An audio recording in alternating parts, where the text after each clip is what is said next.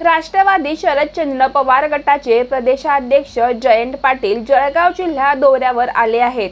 त्यांच्या अध्यक्षतेखाली जळगावमधील एका खासगी हॉटेलमध्ये गुप्त बैठकीचे आयोजन करण्यात आले आहे।